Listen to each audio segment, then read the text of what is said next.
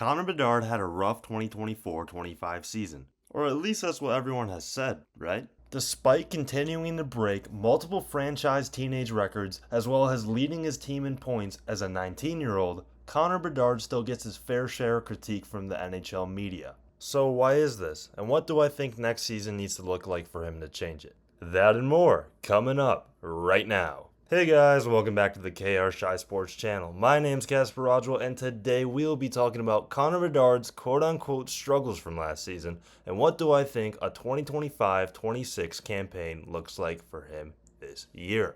It's no secret that when he was drafted, Connor Bedard had some pretty lofty expectations set on him by pretty much the entire hockey world. I mean, imagine being 17 years old and being compared to guys like Wayne Gretzky, Connor McDavid, and Sidney Crosby.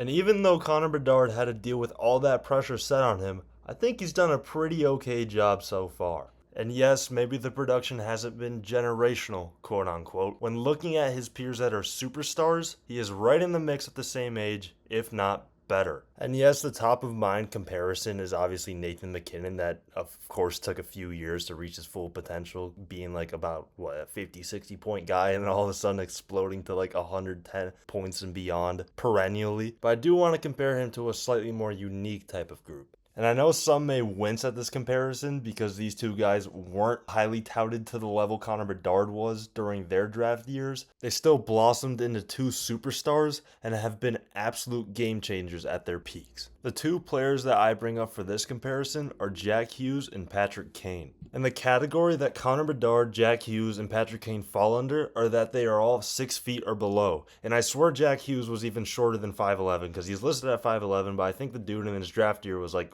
5'10"-ish, because the comp was just Patrick Kane, because they had like the whole same intangibles and things. But maybe I'm just losing my mind. I don't know. Point still stands. The reason I mention height as a factor is because the players that are taller usually reach their peaks faster, and in a league that is constantly getting faster and stronger and bigger, obviously, it's a little harder for these smaller guys right when they come in. And yeah, Sidney Crosby's probably the exception there because the dude was just dominant as soon as he stepped into the league. But all the top guys like Austin Matthews, Connor McDavid, Leon Draisaitl, Nathan MacKinnon, they're all 6'1" or taller. And yes, Draisaitl or McKinnon didn't reach their ceilings immediately, but kind of that generational tag that was placed on McDavid, plus kind of on Austin Matthews, definitely his shot. I think that their ceilings were achieved quicker in part due to their size and physicality. And yes, I'm going to compare Connor Bedard to both Austin Matthews and Connor McDavid later. I do first want to stick to the comparison between Connor Bedard and Jack Hughes as well as Patrick Kane. If you follow me on Twitter/X, which you definitely should, at KMRX37, I recently tweeted a Jack Hughes versus Connor Bedard early career points per game comparison. In their first seasons, Jack Hughes had a 0.34 points per game and Connor Bedard had a 0.90. In his second season, Jack Hughes had a 0.55 points per game and Connor Bedard had a 0.82. In his third season, Jack Hughes had a 1.14 points per game and Connor Bedard has obviously yet to play it. No, I don't think he's going to take the exact same development path that Jack Hughes did, because his comeback was honestly extraordinary. I remember he was being labeled as a bust his first 2 seasons, which, thinking about it now, is nuts. But Connor Bedard, in his first 2 years, has outproduced Jack Hughes by a pretty significant margin. Even when he was being labeled as sophomore slumping last season, he still outproduced him. But my main point here is that look at what Jack Hughes did in his 3rd year, and now look at what happened in his 4th year, how his points per game steadily went up. Obviously, Bedard's went down a little bit this year, but the 3rd year jump for him was astronomical. And then quote tweeting myself here, I add that in Patrick Kane's first 2 seasons, his points per game was 0.88 for both of those seasons. And then in his 3rd year, he jumped up to 1.07 points per game. Another big leap for a smaller forward. My main point here is that it takes time for the smaller guys. It takes time to learn how to play at the physicality required to play in the National Hockey League. It takes time to find the open areas, the open passing lanes, the open shooting lanes. All of that is a little bit harder just because you have the size disadvantage. And no, I don't think it's the biggest thing in the world, but I definitely do think it matters, especially when you have these number 1 overall pick prospects just thrown into the league with the best of the best, fully grown men, and you're only 18 years old, and that's barely, you know? Alright, that's it for that comp for now, but it's going to be a huge part in the actual calculations for the point totals next year, so stay tuned. But, like I mentioned earlier, we're moving now on to Austin Matthews and Connor McDavid. In front of you is Connor Bedard's 2024-25 5v5 spray chart. Now, I'm going to show you Austin Matthews. Now, I'm going to show you Connor McDavid's.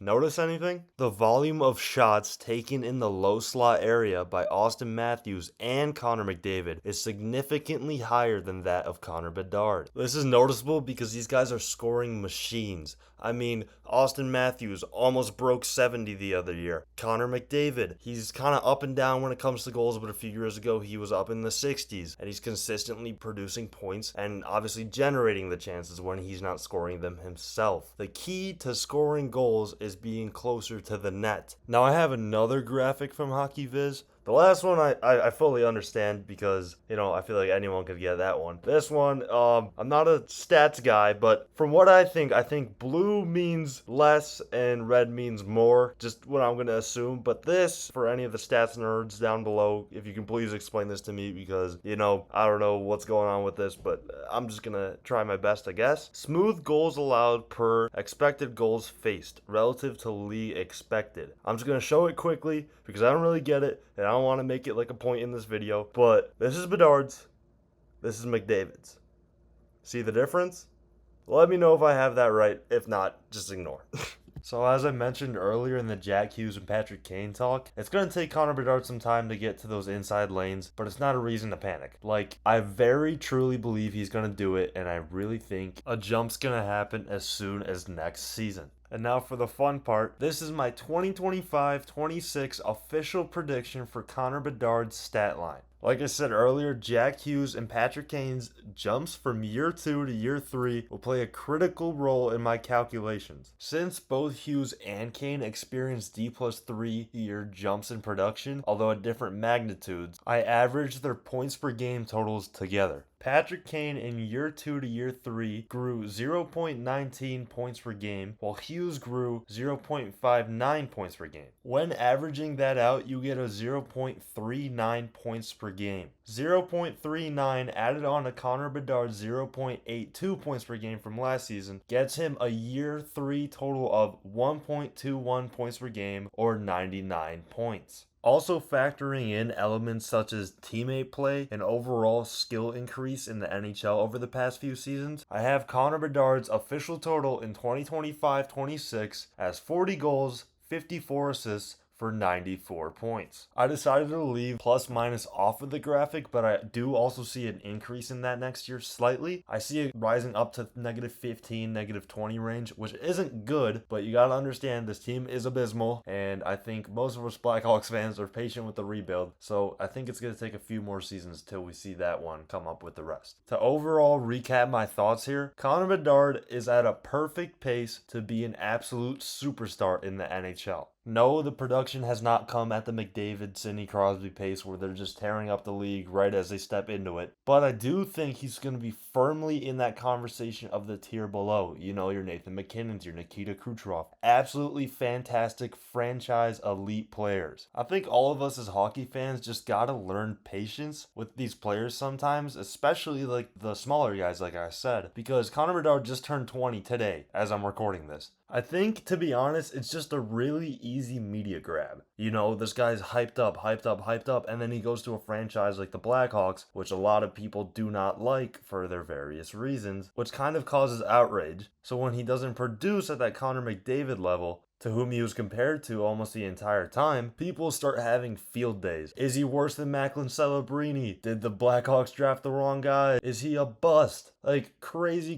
things like that just are not true in any sense of the imagination. I think Macklin Celebrini is an absolute stud, don't get me wrong, but what Connor Bedard can do, and will do, in my opinion, are some pretty unbelievable things. Alright guys, so that's it for this video. Thank you so much for watching. Let me know what you agree with, what you don't agree with, as per usual.